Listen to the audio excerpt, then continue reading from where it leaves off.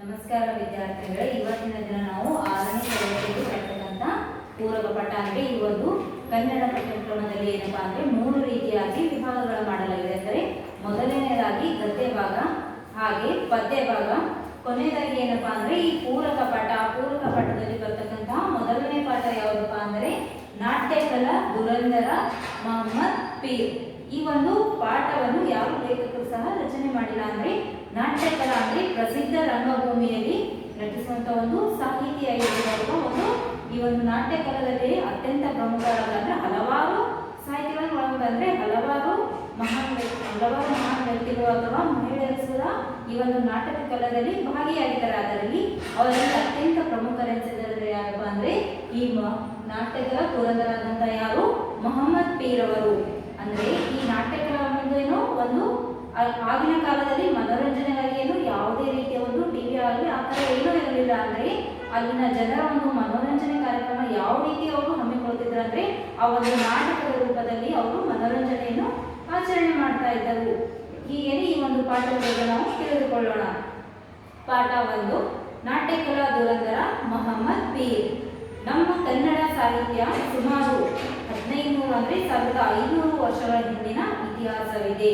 ಅಂದ್ರೆ ಈ ಒಂದು ಸಾಹಿತ್ಯದಲ್ಲಿ ಅಂದ್ರೆ ಈ ಒಂದು ನಾಟ್ಯಕಲಾದಲ್ಲಿ ಅಥವಾ ಹಲವಾರು ವ್ಯಕ್ತಿಗಳು ಯಾವುದರಿಂದ ಬಂದರ ಅಂದ್ರೆ ಇಲ್ಲಿ ಪಂಡ್ರಿಬಾಯಿ ಆಗಿರ್ಬೋದು, ಡಾಕ್ಟರ್ ರಾಜ್ಕುಮಾರ್ ಆಗಿರ್ಬೋದು, ಕಲ್ಯಾಣ್ ಕುಮಾರ್, ಅಶ್ವಥ್, ಹಾಗೆ ನರಸಿಂಹ, ಇವರೆಲ್ಲ ಏನಪ್ಪಾ ಅಂದ್ರೆ ಈ ಒಂದು ನಾಟಕ ರಂಗಭೂಮಿಯಿಂದ ಬಂದಂತಹ ವ್ಯಕ್ತಿಗಳಾಗಿದ್ದಾರೆ. ಅಂದ್ರೆ ಈ ನಾಟಕ ರಂಗಭೂಮಿ ಅಂದ್ರೆ ಏನಪ್ಪಾ ಅಂದ್ರೆ ಆ ಒಂದು ನಾಟಕ ರಂಗಭೂಮಿ ಅಂದ್ರೆ ನಾಟಕಗಳನ್ನು ಅಭಿನಯಿಸುವಂತ ಒಂದು ರಂಗಭೂಮಿ ಅಥವಾ ಪ್ರಸಿದ್ಧ ಭೂಮಿಯಾಗಿತ್ತು. ಯಾವ ರೀತಿ ಅಂದ್ರೆ ಅಲ್ಲಿ ಈ ಒಂದು ನಾಟಕದಲ್ಲಿ ಯಾವ ವಿಷಯವನ್ನು ಒಳಗೊಂಡಿತ್ತಪ್ಪ ಅಂದ್ರೆ ನಾಟಕದಲ್ಲಿ ಹಲವಾರು ರೀತಿಯ ನಾಟಕಗಳಾಗಿದ್ದಾವೆ. ಅವು ಯಾವಪ್ಪ ಅಂದ್ರೆ ಸಾಹಿತ್ಯಿಕ ನಾಟಕಗಳಾಗಿರ್ಬೋದು, ಅಥವಾ ಐತಿಹಾಸಿಕ ನಾಟಕ ಆಗಿರ್ಬೋದು, ಪೌರಾಣಿಕ ನಾಟಕ. ಅಷ್ಟೇ ಅಲ್ಲ, ಏನಪ್ಪಾ ಅಂದ್ರೆ ಹಾಸ್ಯ ಮಿಶ್ರಿತ ಒಳಗೊಂಡಂತ ಒಂದು ಅಂಶಗಳು ಸಹ ಏನು ನಾಟಕ ರೂಪದಲ್ಲಿ ಏನು ಅಭಿನಯಿಸುತ್ತಿದ್ದರು. ಈ ರೀತಿಯಾಗಿ ಒಂದು ನಾಟಕ ರಂಗದಲ್ಲಿ ಪ್ರದರ್ಶನ ಮಾಡ್ತಿದ್ದರು. ಯಾವ ರೀತಿ ನೋಡ್ರಿ, ಆ ಒಂದು ನಾಟಕದಲ್ಲಿ ಜನಪದ ಗೀತೆ, ಕಥೆಗಳು, ಲಾವಣಿ ಹಾಗೂ ರಂಗಭೂಮಿ ಕನ್ನಡ ಸಾಹಿತ್ಯವನ್ನು ಜನಸಾಮಾನ್ಯರಿಗೆ ಮೌಖಿಕವಾಗಿ ತಲುಪಿಸುವಂತೆ ಬಂದಿತು. ಅಂದರೆ ಆ ಒಂದು ನಾಟಕದಲ್ಲಿ ಏನಪ್ಪಾ ಅಂದ್ರೆ ಜನಪದ ಕಥೆಯಾಗಿರ್ಬೋದು, ಗೀತೆ ಆಗಿರ್ಬೋದು, ಹಾಗೆ ಲಾವಣಿಗಳು ಇವೇನಪ್ಪಾ ಅಂದ್ರೆ ಅಂದಿನ ಕಾಲದಲ್ಲಿ ಅಂದ್ರೆ ಅಲ್ಲಿದ್ದಂತ ಜನಸಾಮಾನ್ಯರಿಗೆ ಏನು ಆ ಮೌಖಿಕವಾಗಿ ತಲುಪುತ್ತಾ ಬರ್ತಾ ಇದ್ದವು ಅಥವಾ ಬಂದಿದೆ. ಈ ಒಂದು ನಾಟಕದಲ್ಲಿ ಏನಪ್ಪಾ ಅಂದ್ರೆ ಪುರಾಣಗಳಿಗೆ ಸಂಬಂಧಿಸಿದಂಥವು, ಹಾಗೆ ಇತಿಹಾಸದ ಮುಂತಾದ ಪ್ರಸಿದ್ಧ ಸಾಹಿತ್ಯವನ್ನು ಮನೋರಂಜನೆಯ ಜೊತೆಗೆ ರವಾನಿಸುವ ಕಾರ್ಯವನ್ನು ರಂಗಭೂಮಿಯನ್ನು ವಹಿಸಿಕೊಂಡಿತು. ಅಂದರೆ ಈ ಒಂದು ಮನೋರಂಜನೆ ಕಾರ್ಯಕ್ರಮ ಜೊತೆಗೆ ಏನಪ್ಪಾ ಅಂದ್ರೆ ಈ ಒಂದು ರಂಗಭೂಮಿಯಲ್ಲಿ ವಹಿಸಿಕೊಳ್ಳಲಾಯಿತು. ಅವು ಯಾವ್ಯಾವ ರೀತಿಯಪ್ಪ ಅಂದ್ರೆ ಶ್ರವ್ಯ ದೃಶ್ಯ ಸಾಧನವಾದಂತಹ ರಂಗಭೂಮಿಯ ಪಾತ್ರಗಳು ಬಹುಬೇಗನೆ ಜನರನ್ನು ತಲುಪುತ್ತವೆ. ಶ್ರವ್ಯ ಅಂದ್ರೆ ಏನಪ್ಪಾ ಅಂದ್ರೆ ಇಲ್ಲಿ ಅಲ್ಲಿದ್ದಂತ ಜನಸಾಮಾನ್ಯರಿಗೆ ಏನು ಕಿವಿಯ ಮುಖಾಂತರ ಅಂದ್ರೆ ಕಿವಿಯಿಂದ ಕೇಳುವಂತವಕ್ಕೆ ಏನಂತೀವಿ ನಾವು ಶ್ರವ್ಯ ರೂಪದಲ್ಲಿ ಅಂತೀವಿ. ಅದೇ ರೀತಿ ದೃಶ್ಯ ಅಂದ್ರೆ ಸಾಮಾಜಿಕವಾಗಿ ಪ್ರೇಕ್ಷಕರಿಗೆ ಕುಂತಾಗಿನೂ ಅವರಿಗೆ ಕಣ್ಣಿಗೆ ಕಾಣಿಸುವಂತ ಒಂದು ಮನೋರಂಜನೆಯನ್ನು ಏನಂತೀವಿ ನಾವು ದೃಶ್ಯ ಸಾಧನ ಮುಖಾಂತರ ಏನೋ ಅವರು ಅಭಿನಯಿಸುತ್ತಿದ್ದರು. ಹಾಗೆ ರಂಗಭೂಮಿಯ ಕಲೆಯನ್ನು ಉಳಿಸಿ ಬೆಳೆಸುವುದರಲ್ಲಿ ಹಲವಾರು ಮಹನೀಯರು ಅಂದ್ರೆ ಈ ಒಂದು ರಂಗಭೂಮಿಯಲ್ಲಿ ಉಳಿಸಿ ಬೆಳೆಸಿ ಅಂದ್ರೆ ಈ ಒಂದು ನಾಟಕವನ್ನು ಬೆಳೆಸುವುದರಲ್ಲಿ ಕೇವಲ ಇವರಷ್ಟೇ ಅಲ್ಲ, ಅಂದ್ರೆ ಹಲವಾರು ಮಾನ್ಯರು ಮಹಿಳೆಯರು ಕೂಡ ಈ ಒಂದು ನಾಟಕ ರಂಗಭೂಮಿಯಲ್ಲಿ ಒಳಗಾಗಿದ್ದರಾದ್ರೆ ಅವರಲ್ಲಿ ಅತ್ಯಂತ ಪ್ರಮುಖರಾದವರು ಯಾರಪ್ಪ ಅಂದ್ರೆ ಮೊಹಮ್ಮದ್ ಪೀರ್ ಅವರು. ಮಹನೀಯರು ತಮ್ಮ ಜೀವನವನ್ನೇ ಮುಡುಪಾಗಿಸಿದ್ದಾರೆ. ಅಂದ್ರೆ ಈ ಒಂದು ನಾಟಕದಲ್ಲಿ ಏನು ದುಡಿದು ಅಂದ್ರೆ ತಮ್ಮ ಜೀವನವನ್ನೇ ಮುಡುಪಾಗಿಸಿದ್ದಾರೆ. ಅಂದ್ರೆ ಮುಂದಿನ ಪೀಳಿಗೆಗಾಗಿ ಸಹ ಏನು ಈ ಒಂದು ನಾಟಕವನ್ನು ನೋಡಬಹುದು. ಅಂತಹ ಮಹಾನ್ ಕಲಾವಿದರಲ್ಲಿ ಯಾರಪ್ಪ ಅಂದ್ರೆ ಈ ಮೊಹಮ್ಮದ್ ಪೀರ್ ಅವರು ಒಬ್ಬರಾಗಿದ್ದಾರೆ. ಮೊಹಮ್ಮದ್ ಪೀರ್ ಕನ್ನಡದ ವೃತ್ತಿ ರಂಗಭೂಮಿಯ ಪ್ರಸಿದ್ಧ ನಟರಾಗಿದ್ದರು. ಅಂದರೆ ಈ ಒಂದು ವೃತ್ತಿ ರಂಗಭೂಮಿಯಲ್ಲಿ ಏನಪ್ಪಾ ಅಂದ್ರೆ ಇವರು ಅತ್ಯಂತ ಪ್ರಸಿದ್ಧ ನಟರಾಗಿದ್ದರು. ಮೈಸೂರಿನ ಮಧ್ಯಮ ವರ್ಗ ಕುಟುಂಬದವರೊಂದರಲ್ಲಿ ಜನಿಸಿದರು. ಇವರೇನಪ್ಪಾ ಅಂದ್ರೆ ಮೊಹಮ್ಮದ್ ಪೀರ್ ಅವರು ಅತ್ಯಂತ ಶ್ರೀಮಂತ ಕುಟುಂಬದವರು ಅಲ್ಲ ಮತ್ತು ಅತ್ಯಂತ ಕಡುಬಡತನದಲ್ಲಿ ಜನಿಸಿದಲ್ಲ. ಅಂದ್ರೆ ಮಧ್ಯಮ ವರ್ಗದವರು ಅಂದ್ರೆ ನಡುವೆ ಇದ್ದಂಥವರು ಈ ಒಂದು ಮಧ್ಯಮ ಕುಟುಂಬದಲ್ಲಿ ಜನಿಸಿದರು. ಇವರ ತಂದೆ ಪೈಲ್ವಾನ್ ಮುಯೋದಿನ್. ಅಂದ್ರೆ ಇವ್ರ ತಂದೆ ಯಾರಪ್ಪ ಅಂದ್ರೆ ಆ ಪೈಲ್ವಾನ್ ಮುಯೋದಿನ್, ತಾಯಿ ಮುಬಾರಕಿ. ತಂದೆ ತಾಯಿಯರನ್ನು ಬಾಲ್ಯದಲ್ಲಿಯೇ ಕಳೆದುಕೊಂಡರು. ಅಂದರೆ ಈ ಮೊಹಮ್ಮದ್ ಪೀರ್ ಅವರು ಅತಿ ಚಿಕ್ಕ ವಯಸ್ಸಿನಲ್ಲಿ ಅಂದ್ರೆ ಇವರು ಬಾಲ್ಯದಲ್ಲಿ ಏನಪ್ಪಾ ಅಂದ್ರೆ ಇವರ ತಂದೆ ತಾಯಿಯನ್ನು ಕಳೆದುಕೊಂಡು ಕಳೆದುಕೊಂಡನಂದ್ರೆ ಇವರು ಯಾರ ಆಶ್ರಯದಲ್ಲಿ ಬೆಳೆದರು ನೋಡ್ರಿ. ತಂದೆ ತಾಯಿಯನ್ನು ಬಾಲ್ಯದಲ್ಲೇ ಕಳೆದುಕೊಂಡು ಪೀರವರು ಅನಂತರ ಸೋದರ ಮಾವನ ಆಶ್ರಯದಲ್ಲಿ ಬೆಳೆದರು. ಅಂದ್ರೆ ಇವರ ಸೋದರ ಮಾವನ ಆಶ್ರಯದಲ್ಲಿ ಏನ್ ಮಾಡ್ತಾರ, ಬೆಳೆದರು. ಇವರು ವೆಸ್ಲಿಯನ್ ಮಿಷನ್ ಹೈಸ್ಕೂಲಿನಲ್ಲಿ, ಅಂದರೆ ಅವರು ಓದುತ್ತಿದ್ದಂತ ಯಾವ ಹೈಸ್ಕೂಲ್ ಅದು ವೆಸ್ಲಿಯನ್ ಮಿಷನ್ ಎಂಬ ಹೈಸ್ಕೂಲಿನಲ್ಲಿ ಓದುತ್ತಿರುವಾಗಲೇ ನಾಟಕದಲ್ಲಿ ಅಭಿರುಚಿ ಹತ್ತಿತ್ತು. ಅಂದರೆ ಇವರಿಗೆ ಏನಪ್ಪಾ ಅಂದ್ರೆ ಅವ್ರು ಹೈಸ್ಕೂಲ್ನಲ್ಲಿ ಇದ್ದಾಗೇನು ಈ ಒಂದು ನಾಟಕ ರಂಗಭೂಮಿಯಲ್ಲಿ ಅಥವಾ ಈ ಒಂದು ನಾಟಕದಲ್ಲಿ ಏನೋ ಹೆಚ್ಚಿನ ಆಸಕ್ತಿ ವಹಿಸುತ್ತಿದ್ದಾರೆ. ಅಂದ್ರೆ ಅಭಿರುಚಿ ಎದರಲ್ಲಿ ಒಳಗೊಂಡಿತ್ತು ಅಂದ್ರೆ ಆ ಒಂದು ನಾಟಕದಲ್ಲಿ ಹೆಚ್ಚಿನ ಅಭಿರುಚಿಯನ್ನು ಹತ್ತಿತ್ತು. ಅವಕಾಶ ದೊರೆತಾಗೆಲ್ಲ ತಪ್ಪದೇ ನಾಟಕಗಳನ್ನು ನೋಡುತ್ತಿದ್ದರು. ಇವರ ಮೇಲೆ ವರದಾಚಾರ್ಯರು, ಕೃಷ್ಣಮೂರ್ತಿರಾವ್, ಬಳ್ಳಾರಿ ರಾಘವ ಅವರ ಪ್ರಭಾವವಾಯಿತು. ಅಂದರೆ ಇವ್ರು ಏನ್ ಮಾಡ್ತಾರಪ್ಪ ಅಂದ್ರೆ ಅವರಿಗೆ ಸಮಯ ಸಿಕ್ಕಾಗ ಏನ್ ಮಾಡ್ತಿದ್ರು, ಈ ಒಂದು ನಾಟಕವನ್ನು ನೋಡಲು ಹೋಗುತ್ತಿದ್ದರು. ಅವರಿಗೆ ಇಷ್ಟವಾದಂತ ಅಂದ್ರೆ ಯಾರಾದ್ರೂ ವ್ಯಕ್ತಿ ನಿಮಗೆ ಇಷ್ಟ, ಉದಾಹರಣೆಗೆ ಒಬ್ಬ ಕ್ರಿಕೆಟ್ ಪ್ಲೇಯರ್ ಇಷ್ಟ ಆದ್ಮೇಲೆ ಏನ್ ಮಾಡ್ತೇವೆ ನೀವು, ಅವರಿಗೆ ಹಾಕ್ಬೇಕನ್ನೋದೇನೋ ನಿಮಗೂ ಆಸೆ ಇರ್ತಲ್ಲ.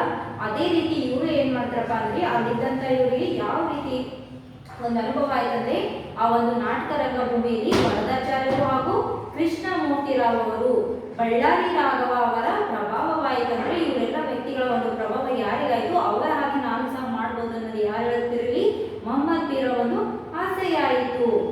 ಹಾಗೆ ನಾಟಕದ ಗೀಳಿನಿಂದಾಗಿ ವಿದ್ಯಾಭ್ಯಾಸ ಕುಂಠಿತಗೊಂಡಿತು. ಅಂದರೆ ಈ ಒಂದು ನಾಟಕದಲ್ಲಿ ಅವರಿಗೆ ಹೆಚ್ಚಿನ ಆಸಕ್ತಿ ಇತ್ತು, ಆದ್ದರಿಂದ ಏನ್ ಮಾಡ್ತಂದ್ರೆ ಈ ಒಂದು ನಾಟಕದ ಕಾರಣದಿಂದಾಗಿ ಅವರ ವಿದ್ಯಾಭ್ಯಾಸ ಏನು ಅರ್ಧದಲ್ಲಿ ಏನು ಕುಂಠಿತವಾಗಿತ್ತು. ಅಂದ್ರೆ ಅಲ್ಲಿಯೇ ನಿಂತು ಬಿಟ್ಟಿತ್ತು. ಅಂದ್ರೆ ವಿದ್ಯೆಯನ್ನು ಅಲ್ಲಿಗೆ ನಿಲ್ಲಿಸಿ ಏನ್ ಮಾಡ್ತಾರೆ ಅವ್ರ ಮುಂದೆ ಆ ಒಂದು ನಾಟಕ ಕಂಪನಿಯಲ್ಲಿ ಭಾಗಿಯಾಗುತ್ತಾರೆ ಅಥವಾ ನಾಟಕ ಕಂಪನಿಯಲ್ಲಿ ಸೇರಿಕೊಳ್ಳುತ್ತಾರೆ.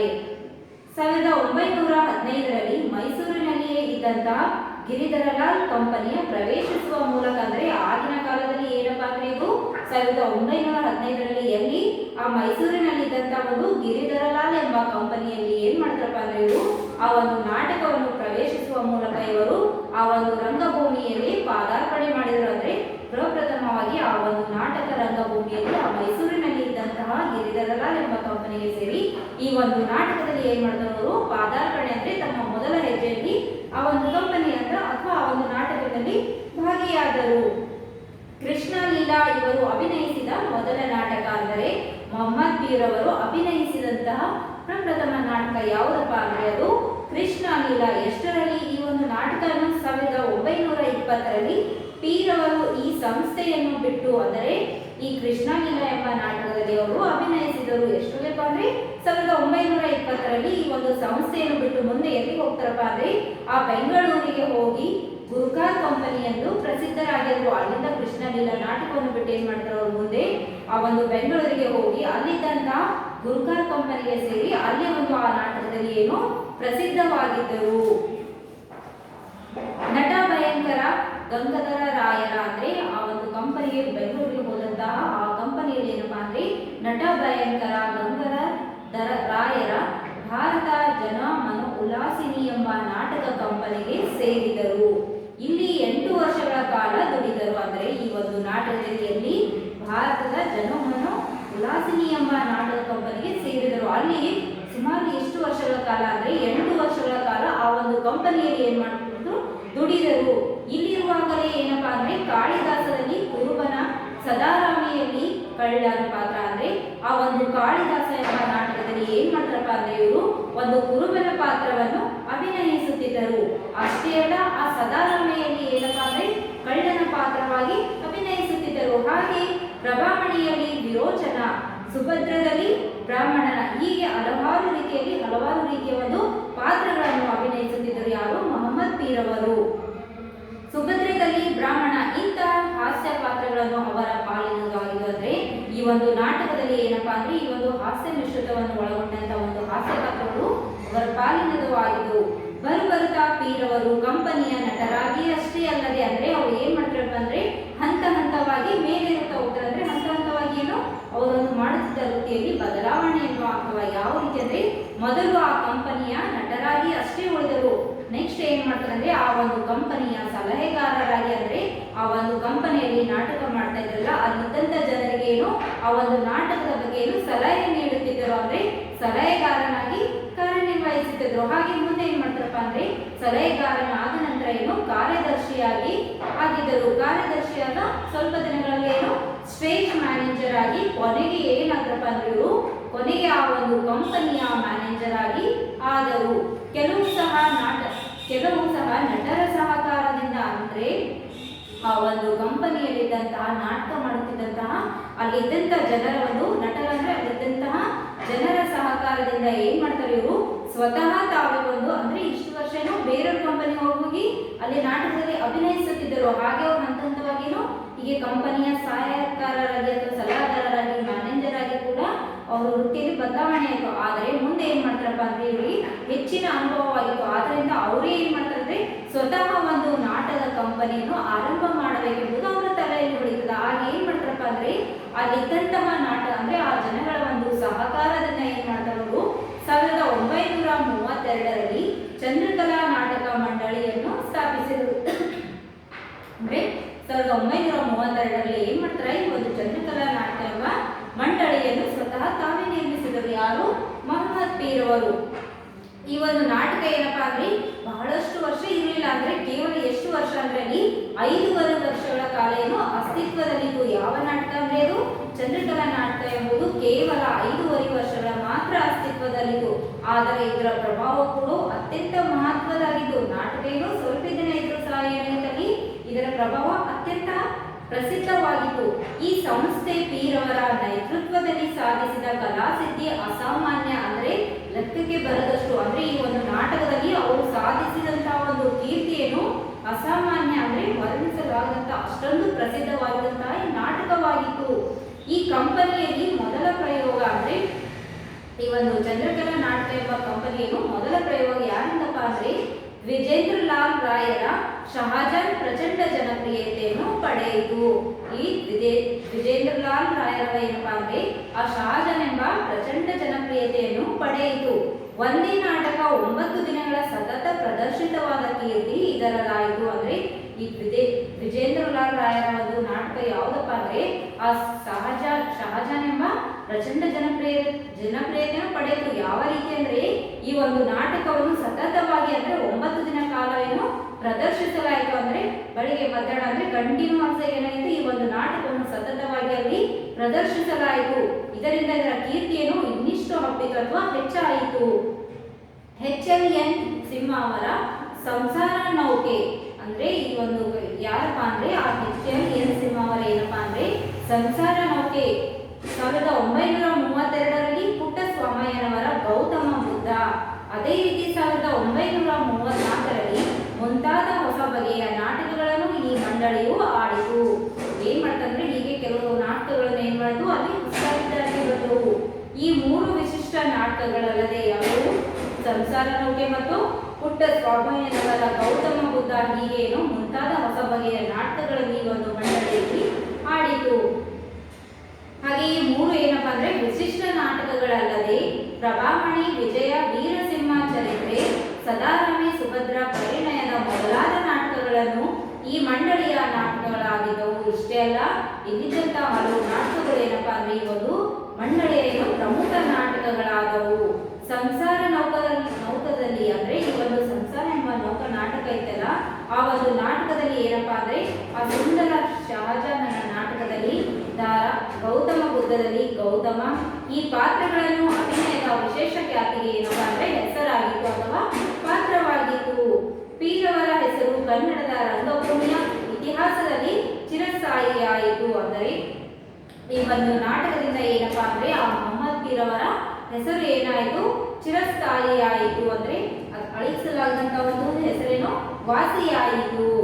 ವರದಾಚಾರ್ಯರ ರಾಘವರ ಅನಂತರ ರಂಗ ಅಭಿನಯದ ಕಲೆಯಲ್ಲಿ ಪ್ರಮುಖರಾದರು. ಅಂದರೆ ಇವರು ಆ ಒಂದು ವರದಾಚಾರ್ಯರ ರಾಘವರ ಅನಂತರ ಏನು ಆ ರಂಗ ಅಭಿನಯದ ಕಲೆಗೆ ಏನಪ್ಪಾ ಅಂದ್ರೆ ಹೆಸರುವಾಸಿಯಾಗಿದ್ದರು ಅಥವಾ ಪ್ರಮುಖವಾಗಿದ್ದು. ಪೀರ್ ಅವರಿಂದಲೇ ಎಂದರೆ ಅಂದರೆ ಅತಿ ಶಕ್ತಿಯುತವಲ್ಲ ಕನ್ನಡ ರಾಘವ ಎಂದು ಪ್ರಸಿದ್ಧರಾದ ಪೀರ್ ಅವರಿಗೆ ಏನಪ್ಪಾ ಅಂದ್ರೆ 1935ರಲ್ಲಿ ಆ ಹಳ್ಳಿಯಲ್ಲಿ ಅಂದ್ರೆ ಹುಬ್ಬಳ್ಳಿಯಲ್ಲಿ ಏನಪ್ಪಾ ಅಂದ್ರೆ ಮುದಬೀಡು ಕೃಷ್ಣರಾಯರ ನೇತೃತ್ವದಲ್ಲಿ ಏನ್ ಮಾಡ್ತಾರ ಈ ಒಂದು ನಾಟ್ಯಕಲಾ ಎಂಬ ದುರಂದರ ಪ್ರಶಸ್ತಿಯನ್ನು ನೀಡಲಾಯಿತು. ಯಾರಿಗೆ? ಮೊಹಮ್ಮದ್ ಪೀರ್ ಅವರಿಗೆ. ಎಷ್ಟರಲ್ಲಿಪ್ಪ ಅಂದ್ರೆ 1935ರಲ್ಲಿ ಎಲ್ಲಿ ಹುಬ್ಬಳ್ಳಿಯಲ್ಲಿ ಮುದಬೀಡು ಕೃಷ್ಣರಾಯರ ನೇತೃತ್ವದಲ್ಲಿ ಏನಪ್ಪಾ ಅಂದ್ರೆ ನಾಟ್ಯಕಲಾ ದುರಂದರ ಪ್ರಶಸ್ತಿ ಎಂಬುದು ಇವರಿಗೆ ನೀಡಲಾಯಿತು. ಅನ್ನೋದು ಏನ್ ಮಾಡ್ತಾರೆ ಈ ಒಂದು ಪ್ಯಾರಲ್ಲಿ ವರ್ಣನೆ ಮಾಡಲಾಗಿದೆ. ಯಾವ ರೀತಿ ಇತ್ತಪ್ಪ ಅವ್ರ ವ್ಯಕ್ತಿತ್ವ ಅಂದರೆ ಇವರು ಎತ್ತರ ಅಂದ್ರೆ 5.5 ಅಡಿ ಅಂದರೆ 5.5 ಅಡಿಯಷ್ಟು ಎತ್ತರದಲ್ಲಿದ್ದರು. ವಿಶಾಲವಾದ ಹಣೆ ಅಂದ್ರೆ ಅಗಲವಾದಂತಹ ಹಣೆ ಉಳ್ಳುವಂತಹ ವ್ಯಕ್ತಿಯಾಗಿದ್ದರು. ಅಷ್ಟೇ ಅಲ್ಲ, ಇವರ ಕಣ್ಣುಗಳು ಸಹ ಏನು ಅಗಲವಾಗಿದ್ದವು ಅಥವಾ ದೊಡ್ಡ ಕಣ್ಣುಗಳು ಉಳ್ಳುವರಾಗಿದ್ದರು. ಆಕರ್ಷಕ ಧ್ವನಿಯ ಪೀರರು ಅವರು. ಸರಳ ಜೀವನ, ದಕ್ಷ ಅಭಿನಯದ ಹಾಗೂ ಧ್ವನಿಪೂರ್ಣ ಸಂಭಾಷಣಾ ವೈಖರಿ ಇವರ ನಾಟಕಗಳ ಜೀವಾಳವಾಗಿತ್ತು. ಅಂದ್ರೆ ಇವರ ವ್ಯಕ್ತಿತ್ವ ಯಾವ ರೀತಿ ಇತ್ತಪ್ಪ ಅಂದ್ರೆ ಅವರು ಎತ್ತರದಲ್ಲಿ ಎಷ್ಟು 5.5 ಎತ್ತರದಲ್ಲಿದ್ದರು. ಅಂದ್ರೆ ವಿಶಾಲವಾದ ಹಣೆ ಉಳ್ಳುವವರು, ಅತ್ಯಂತ ಅಗಲವಾದ ಕಣ್ಣುಗಳುಳ್ಳವರು. ಧ್ವನಿಯು ಸಹ ಇವರೇನು ಅತ್ಯಂತ ಆಕರ್ಷಮಯವಾಗಿತ್ತು ಅಂದ್ರೆ ದಕ್ಷ ವ್ಯಕ್ತಿಗಳಾಗಿದ್ದರು.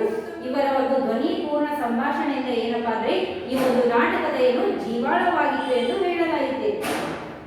ಹಾಗೆ ಅಬ್ಬರದ ಸಂಗೀತ ಹಾಡುಗಳಿಂದ ಅನೇಕ ವೇಳೆ ನಾಟಕದ ಓಟಕ್ಕೆ ಅಂದರೆ ಅಬ್ಬರದ ಸಂಗೀತ ಹಾಡುಗಳಿಂದ ಏನಪ್ಪಾ ಅಂದ್ರೆ ಈ ನಾಟಕದ ವೇಳೆ ಅಂದ್ರೆ ನಾಟಕಕ್ಕೆ ಕುಂದು ಬರ್ತದೆ. ಅಂದ್ರೆ ಈ ನಾಟಕವನ್ನು ಅಭಿನಯಿಸುವಾಗ ಮಧ್ಯದಲ್ಲಿ ಏನು ಸಂಗೀತವನ್ನು ಹಾಕುವುದರಿಂದ ಏನು ಆ ಒಂದು ನಾಟಕದಲ್ಲಿ ಕುಂದು ಕೊರತೆ ಉಂಟಾಗ್ತದೆ ಅನ್ಕೊಂಡು ಏನ್ ಮಾಡ್ತಾರಪ್ಪ ಅಂದ್ರೆ ಅಲ್ಲಿ ಒಂದು ಯಾವ ರೀತಿ ನಾಟಕವಾಗಿರ್ಬೇಕಂದರೆ ಇವರ ಅಭಿಪ್ರಾಯದ ಸಂಗೀತ ಪ್ರಧಾನ ನಾಟಕ ಮಹತ್ವ ಕಡಿಮೆಯಾದಾಗ ಜನಪ್ರಿಯತೆಯೇನೋ ಕುಂದು ಉಂಟಾಗ್ತದ. ಅಂದರೆ ಆ ಒಂದು ಸಂಗೀತದಿಂದ ಅಲ್ಲಿ ಯಾವುದೇ ರೀತಿಯ ಒಂದು ಇದು ಇರಲ್ಲ. ಅದಕ್ಕೆ ಏನ್ ಮಾಡ್ತಾರೆ ಅಂದ್ರೆ ಆ ಒಂದು ನಾಟಕಕ್ಕೆ ಏನು ಕುಂದು ಕೊರತೆ ಉಂಟಾಗಬಹುದು ಅಂದ್ಕೊಳ್ತಾರ.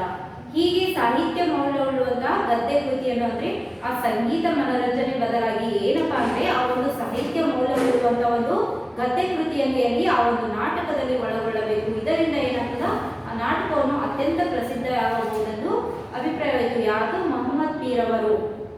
ಆದ್ರೆ ಇತ್ತೀಚಿನ ದಿನಗಳಲ್ಲಿ ಏನಾಗ್ತದಪ್ಪ ಅಂದ್ರೆ ಈ ಒಂದು ನಾಟಕವನ್ನು ಕಡಿಮೆ ಆಗ್ತಾ ಇದೆ, ಅಂದ್ರೆ ಕುಂಠಿತಗೊಳ್ಳುತ್ತಿದೆ ಅಥವಾ ಕುಸಿದು ಹೋಗುತ್ತಿದೆ. ಯಾವ ಕಾರಣಕ್ಕೆ ಅಂದ್ರೆ ಈಗಿನ ಮನೋರಂಜನೆಗಾಗಿ ಏನು ಆ ಒಂದು ನಾಟಕದ ಜಾಗದಲ್ಲಿ ಏನಪ್ಪಾ ಅಂದ್ರೆ ಈ ಒಂದು ಚಲನಚಿತ್ರಗಳನ್ನು ಜಾರಿಯಲ್ಲಿ ಬಂದಿವೆ.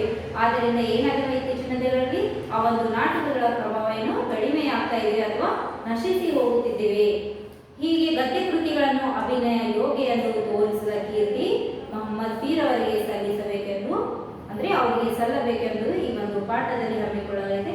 Thank you.